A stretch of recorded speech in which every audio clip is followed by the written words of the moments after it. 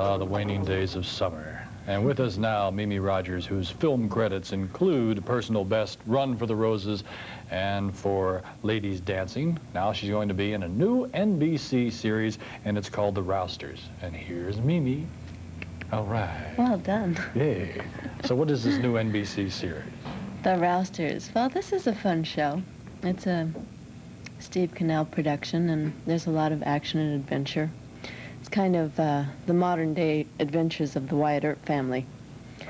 Chad Everett is playing a descendant of Wyatt Earp, and he and his family have come to work at the carnival that my father and I own, and all the merry misadventures that ensue. So is it like a modern-day Western?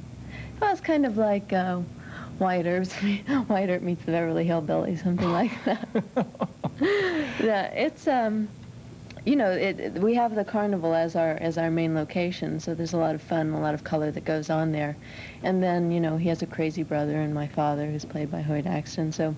Hoyt Axton? Yes. Really? I was so excited. I didn't know who was playing my father when we were shooting the pilot. I thought he just sang. Well, he acts too, and it was so funny because I remember one of my first days at work on the pilot, I was in the makeup trailer getting ready, and this fellow walked in, and I said, "God, that looks like Hoyt Axton." And I thought, no, it couldn't be. And it turns out, yes, it was Hoyt Axton, and he was playing my daddy. I've got a belt buckle with his picture on it. You do? Yeah. He's wonderful. When things get slow, he'll stand around and just sing for us. Does he really? Oh, That's it's nice. Wonderful. Yeah. Yeah. You've done the pilot, but I guess you've already done some more episodes. Yeah, well, we besides. shot the pilot in April, and then we've been back to work for about 3.5 weeks. So I think we're into our 4th episode now. What do they give you a guarantee on? How many shows? 12. 12 shows. And then I guess once we air and they see how we're doing, then we find out if we live or not. Whether you go. Whether we stay or whether we go through that yes. at one point or another. Are you an athletic lady? Yeah, very. You work with lions and stuff like that in the carnival on the show, right? Yeah, in the pilot I got to do several scenes with a very big lion. That was a lot of fun. One of those tamed movie lions? Yes, they told us, you know, this is Simba. He's 16 years old. He's been acting all his life. He has no teeth. No, he has teeth. He does. And they, you know, it's funny because when you have an animal like that on the set, people, for some reason, think that, oh, well, it's a big lion, but we can just go up and talk to it. And the trainer says, you know, he's been acting all his life, but do remember, this is a wild animal and could go at any minute. There was something very funny that happened on the pilot. I was working with the trainer for about a half an hour or so before we did a scene because wanted the lion to get to know me a little bit. The director just loved lions and wanted more than anything to go over and pet the lion. The trainer told me if you're scared, the lion will sense it and he'll do something. He'll come over and lean on you or growl at you or do something if he knows you're scared.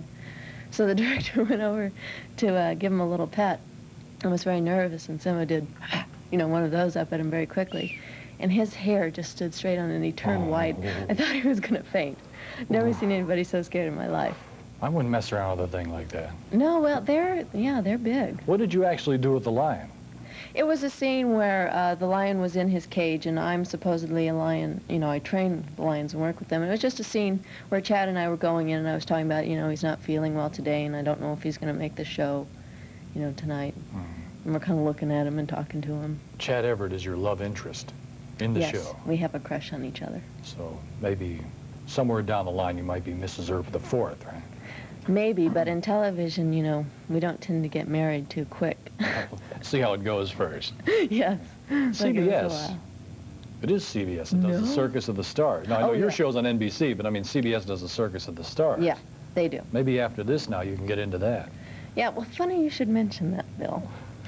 Because Bob Yerkes, who does the training for the people who do Circus of the Stars, has worked as a stuntman on our show.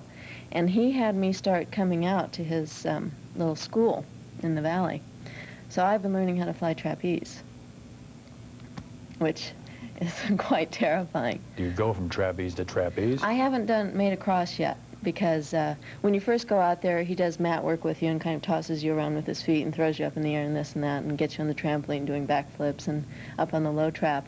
And the high trapeze is about 28 feet up, and I was a little leery about heights. And so the first day, my big thing was that I made it from the ladder onto the platform, which is about that wide and about that long. 20 feet up?